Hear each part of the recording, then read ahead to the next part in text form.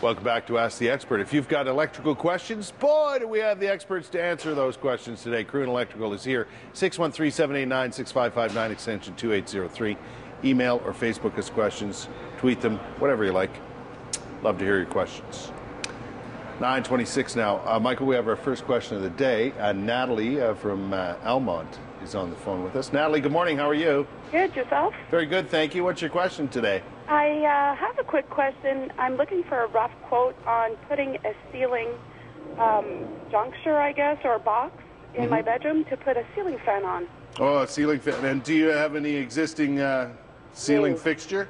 No. Yeah. No. Okay. Well, that becomes a little challenging. It depends on height and how easy it is to access the ceiling above where the room is. So I don't know if it's a two-story and it's on the first level, or if you have an attic. Pardon me? High ranch bungalow? Okay, it's a high ranch bungalow. Okay. And is it pretty easy to access the attic space? Yes. It is.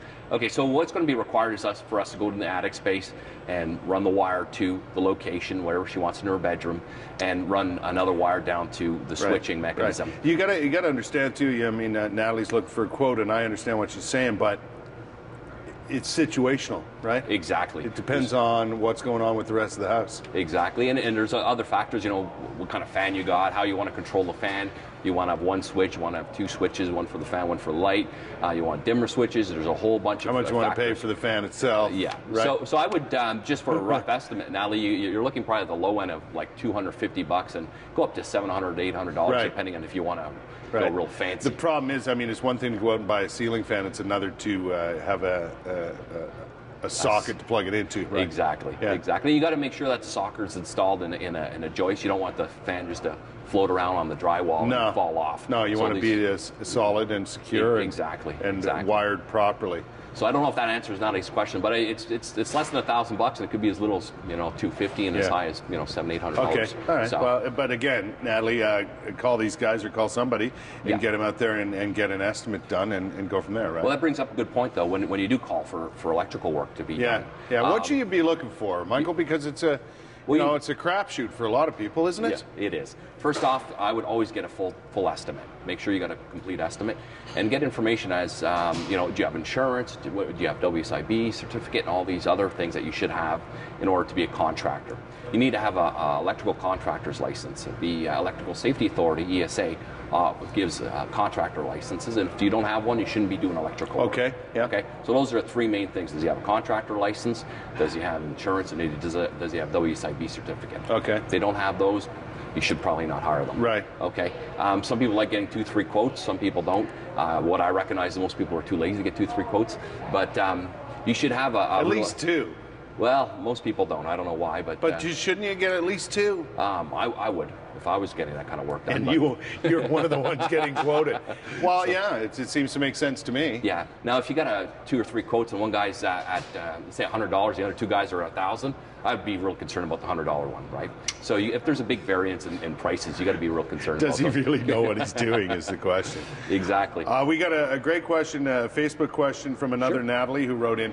She says, there's black markings coming out from above the outlet on the wall. How dangerous is that? I would put very. Yeah, on a scale of 1 to 10, that's a 9.5. So I would definitely have someone come out and look at it. What we could do is... here's a couple of examples, right? Yeah, those are examples. Natalie, what I would do is I would call my office right now. We'll send Norman out. It's free. There's a free assessment. We'll come take a look at it and let you know what could be done. Natalie, get on that. So you call my office. I think the number's been we posted, showed the number. So, okay. That is very dangerous. Here's a picture of what Natalie might be experiencing, right? This is a house that the house was hit by lightning. The whole house was hit by lightning, and we checked it, and about 20-30% of the wires had to be replaced in the home. What? So, yeah, they're just... From a lightning strike? From a lightning strike, yeah. I know if you don't have the proper surge protection when it comes down, we're going to talk about that another day as well. If lightning hits your home or your building you're in, it can blow up a number of things. I had it happen to me one time in a condo situation, and I lost a TV, I think a receiver, and a couple of other things because they just blew. They just blew. You know, people don't recognize, but even your fridge, your oven, your washer, dryer, everything in your house now has electronics in it, are very, very sensitive to lightning strikes. That's another topic we could get into too, because setting up your electronics these days often involves a lot of wiring, a lot of electrical, a lot of speaker wire and so on. It can be quite difficult to do. Maybe we should talk about that some other time. All right, we have one last segment to get to, and one last chance for you to ask questions, just like the two Natalies did. So here's the information on how to get in touch with us. 613-789-6559, extension 2803. Ottawa.morning@ctv.ca is our email address.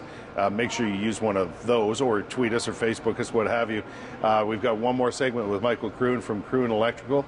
And that's how you get in touch with them. Other Natalie, who's got a problem with the plug there, I would call that number or get on the website right away and get someone out to look at your situation, because that appears... That's dangerous. Yeah, could be dangerous. Could be a dangerous situation.